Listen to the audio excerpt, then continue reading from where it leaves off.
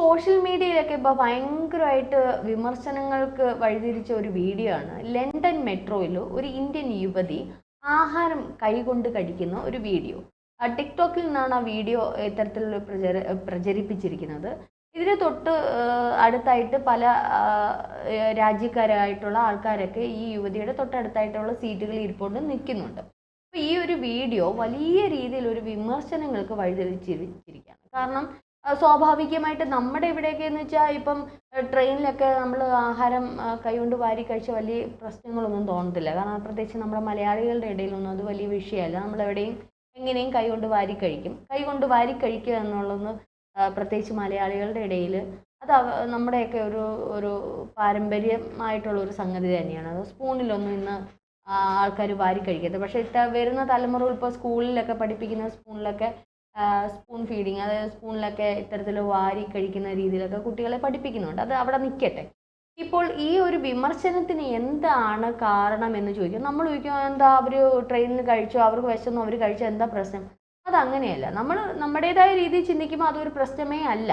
പക്ഷേ ഓരോ രാജ്യങ്ങൾക്കും ഓരോ നിയമമുണ്ട്. ഈ നമ്മൾ പണ്ടൊരു പഴമൊഴി പറയത്തില്ലേ, ചേരയെ തിന്നുന്ന നാട്ടിൽ ചെന്നാൽ നടുകണ്ടം വെട്ടി തിന്നണമെന്നുള്ളത്. അത് അങ്ങനെ തന്നെയാണ്. അതൊരു പഴമൊഴിയാണെങ്കിൽ നമ്മൾ അങ്ങനെ തിന്നാൻ പോകത്തില്ലെങ്കിലും കഴിക്കാൻ പോയില്ലെങ്കിലും പക്ഷേ നമ്മൾ ഏതൊരു രാജ്യത്ത് ചെന്നാലും അവിടുത്തെ ചില ചിട്ടകളും നിയമങ്ങളും അവിടുത്തെ സംസ്കാരവും ഒക്കെ ആയിട്ട് നമ്മൾ ചേർന്ന് നിൽക്കണം. ഒരുപാട് അവരുടെ എല്ലാം പഠിക്കണം എന്നുള്ളതല്ല പറയും. പൊതുമധ്യത്തിൽ നമ്മൾ എങ്ങനെ ബിഹേവ് ചെയ്യണം, എങ്ങനെ പെരുമാറണം എന്നുള്ളത് അറ്റ്ലീസ്റ്റ് പഠിച്ചു വെച്ചിട്ട് വേണം നമ്മൾ ഓരോ രാജ്യങ്ങളിലേക്കും പോകാൻ. ഇപ്പോൾ ഒരു വിദേശ രാജ്യത്ത് നിന്ന് ഒരു വ്യക്തി നമ്മുടെ നാട്ടിലെത്തിയ നമ്മുടെ നിയമങ്ങളും നമ്മുടെ സംസ്കാരത്തിനെതിരായിട്ട് നമ്മുടെ പൈതൃകത്തിനെതിരായിട്ട് എന്തെങ്കിലും ചെയ്താൽ, ഇപ്പോൾ നമ്മുടെ ക്ഷേത്രങ്ങളിൽ ചെരുപ്പിടാതെ പോകുന്നു, ഒരു വ്യക്തി ചെരുപ്പിട്ടുകൊണ്ട് പോയാൽ നമ്മൾ പറയില്ലേ എന്താണ് ഇയാൾ കാണിക്കുന്നത്? അതേപോലെ തന്നെ മാംസം കഴിച്ചുകൊണ്ട് നമ്മുടെ ക്ഷേത്രത്തിൻ്റെ ഫ്രണ്ടിൽ ഇരുന്ന് എന്തായിരിക്കും? അതേപോലെ തന്നെ മുസ്ലിം പള്ളിയിൽ മോസ്കിൽ യുവതികൾ കയറാറില്ല. അപ്പോൾ അത്തരത്തിലൊരു വിദേശ ബന്ധം വന്ന് കയറിയാൽ എന്തായിരിക്കും? അപ്പോൾ ഓരോ രാജ്യത്തിനും അതിൻ്റെ സംസ്കാരമുണ്ട്, പൈതൃകം, നിയമങ്ങളുണ്ട്. ആ നിയമങ്ങൾക്ക് അനുസൃതമായിട്ട് തന്നെ നമ്മൾ ഏത് രാജ്യത്ത് ചെല്ലുന്നു അവിടെ നമ്മൾ ജീവിക്കണം. നമ്മുടെ ഇന്ത്യയിൽ കുറച്ചുകൂടെ ഒക്കെ ഒരു ഫ്രീഡവും, പ്രത്യേകിച്ച് കേരളത്തിലൊക്കെ കുറച്ചധികം ഫ്രീഡം ഉണ്ട്. ഇവിടെ ഇപ്പോൾ ഒരു സിഗരറ്റ് എന്ന് വലിച്ചാൽ ഇപ്പോൾ പിടിക്കും, പക്ഷെ എന്നാലും വലിക്കുന്നവരുണ്ട്. ഇല്ലാന്നുണ്ടോ? ഇപ്പോൾ കാറിൽ യാത്ര ചെയ്യുന്നവർ ചിലപ്പോൾ മുട്ടായി തൊലിയും അത് ഇതൊക്കെ വലിച്ചെറിയുന്നുണ്ട്.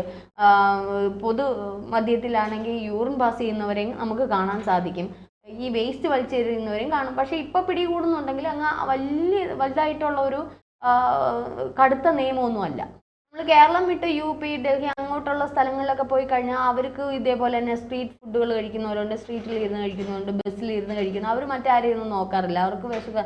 അപ്പം അത്തരത്തിൽ ഒരു ഇന്ത്യൻ വംശജയാണോ മലയാളിയാണോ എന്നുള്ളത് അറിവായിട്ടില്ല. പക്ഷേ ഇന്ത്യയുടെ ഇതേ ഒരു ക്യാരക്ടർ അല്ലെ ഒരു കൾച്ചർ നമ്മൾ മറ്റൊരു രാജ്യത്ത് പോയി കാണിക്കുമ്പോൾ അത് അവിടുത്തെ നിയമത്തിന് എതിരായിട്ട് തന്നെ അവിടെ ഈ പറഞ്ഞതുപോലെ മെട്രോയിൽ ഇരുന്ന് കഴിക്കാനോ അല്ലെങ്കിൽ പൊതു മധ്യത്തിൽ ഇരുന്ന് സിഗരറ്റ് വലിക്കാനോ അല്ലെങ്കിൽ ഈ പറഞ്ഞതുപോലെ നമ്മുടെ കഴിക്കുന്ന വേസ്റ്റ് എടുത്ത് വലിച്ചെറിയാനോ അല്ലെങ്കിൽ മുട്ടായി കവർ എടുത്ത് വലിച്ചെറിയാൻ ഇതൊന്നും നടക്കുന്ന കാര്യമല്ല. ഞാൻ കേട്ടിട്ടുണ്ട് ഈ ജപ്പാനിലൊക്കെ നമ്മൾ ചെന്ന് കഴിഞ്ഞാൽ ഈ ബാഗുകളിലൊക്കെ ഓരോരുത്തരും അവരുടെ സെൽഫായിട്ട് ബാഗുകളിലൊക്കെ എവിടെയെങ്കിലും പാർക്കിലോ എവിടെ പോയാലും 2 ബാഗ് കരുതും, 2 കവറുകൾ കരുതും.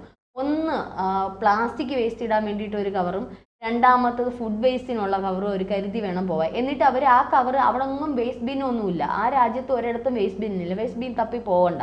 അത് തിരിച്ച് അവരുടെ വീട്ടിലേക്ക് കൊണ്ടുവരികയും എന്നിട്ട് ഇതെല്ലാം കൂടെ ചേർന്നിട്ട് ഇവർക്ക് ഇങ്ങനെയുള്ള ഇപ്പോൾ പ്ലാസ്റ്റിക് ശേഖരിക്കുന്ന ചില സ്ഥലങ്ങളുണ്ട്, അവിടെ കൊണ്ടുവന്ന് കൊടുക്കുകയാണ് ചെയ്യുന്നത്. അവിടുന്ന് അവർക്ക് പേയ്മെൻറ്റ് വരെ കിട്ടും. ഇത് കൊടുക്കുന്ന ഈ പ്ലാസ്റ്റിക് കുപ്പികളാണെങ്കിൽ അതിന് സെപ്പറേറ്റ് അവർക്ക് അതിന് എത്ര രൂപയോ കിലോ അനുസരിച്ച് പേയ്മെൻറ്റ് വരെ കിട്ടും. ഇതാണ് അവിടുത്തെ ഒരു കൾച്ചറിൻ്റെ രീതി.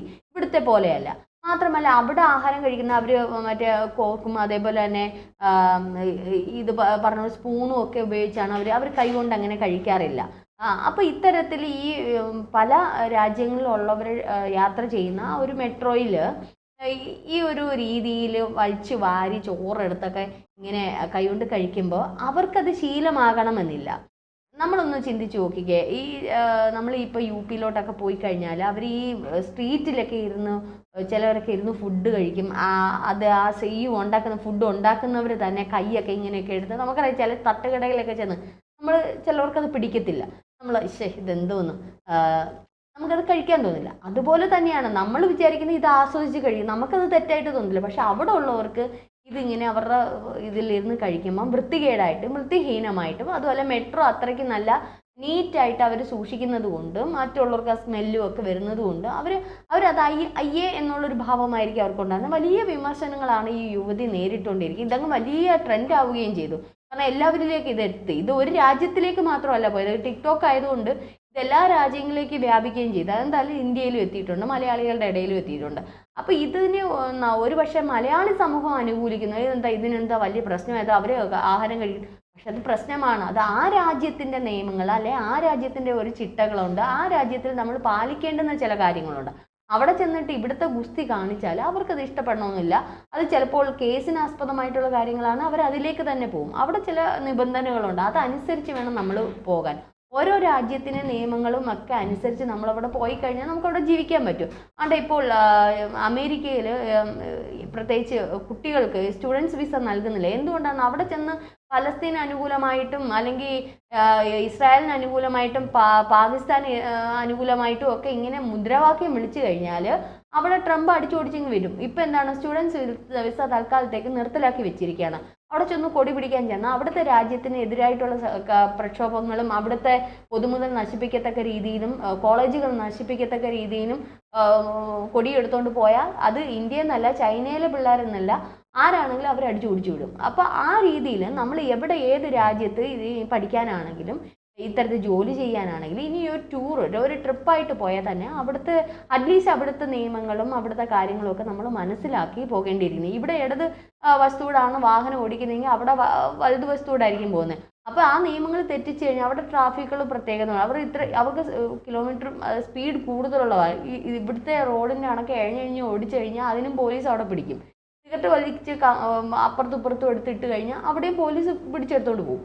അപ്പോൾ ഇത്തരത്തിൽ ചില അത്യാവശ്യ നിയമങ്ങളൊക്കെ പഠിച്ചിട്ട് വേണം നമ്മൾ അങ്ങോട്ടേക്ക് ഓരോ രാജ്യത്തും പോകാം. അത് അല്ലാതെ ആ രാജ്യത്തെ കുറ്റപ്പെടുത്തുകയല്ല ചെയ്യുന്നത്. ഇതിന് ഒരുപാട് അനുകൂലമായിട്ടുള്ള കുറേ പേര് ഇതിനകത്ത് എഴുതിയേക്കുന്നു. അതെന്തോ പ്രശ്നം, എന്തോ ഇവർക്ക് മാത്രമേ ഉള്ളൂ. അങ്ങനെയാണ്, പ്രശ്നമാണ്. നമ്മുടെ രാജ്യത്ത് ഒരുത്തൻ വന്നു കയറി ഇത്തരത്തിലുള്ള ചേഷ്ടകൾ കാണിച്ചാൽ, അല്ലെങ്കിൽ നമ്മുടെ രാജ്യത്തിന് എതിരായിട്ടുള്ള അല്ലെങ്കിൽ നമ്മുടെ സംസ്കാരത്തിനും പൈതൃകത്തിനും ഒക്കെ എതിരായിട്ടുള്ള കാര്യങ്ങൾ കാണിച്ചാൽ നമ്മൾ വെറുതെ ഇല്ല.